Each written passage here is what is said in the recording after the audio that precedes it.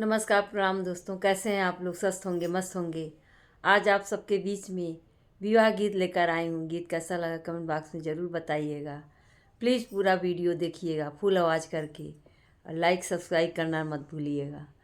अंगना बटोरत छिटकल गरमिया, अरे छिटकल गरमिया, अरे तिरिया तो गैलिन कुमी लाई रे ललनवा, अरे तिरिया तो गैलिन कुमी लाई रे ललनवा।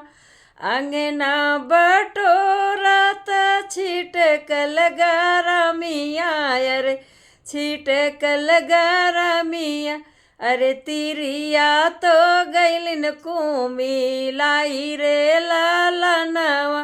बाहरे से आवे हो दुल्हे कवन राम, दुल्हे कवन राम, तिरिया के पोछल पसीना रे ललनवा, अरे तिरिया के पोछल पसीना रे ललनवा।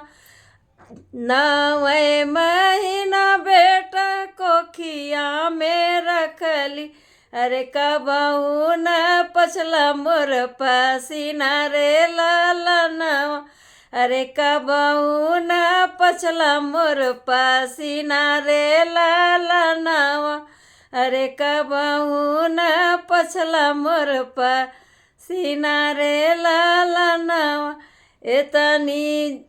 इतनी दिन हो बेटा गैला ससुरारी, अरे गैला ससुरारी, अरे मेहरी का भैला तू गुलाम रे ललनवा। एक ही दिनवा के गैला ससुरारी, अरे गैला ससुरारी, अरे मेहरी का भैला गुलाम रे ललनवा। इतनी बचन जब सुनल दुल्हे राम, सुनल दुल्हे राम, गोड़े मुड़े तनलन चादर रे ललनवा, अरे गोड़े मुड़े तनलन चादर रे ललनवा। उठा हो मेरे बेटा भैल भीनु सरवा, अरे भैल भीनु सरवा, अरे कहिले तयन जल पनिया रे ललनवा, अरे कहिले तयन जल पनिया रे ललनवा।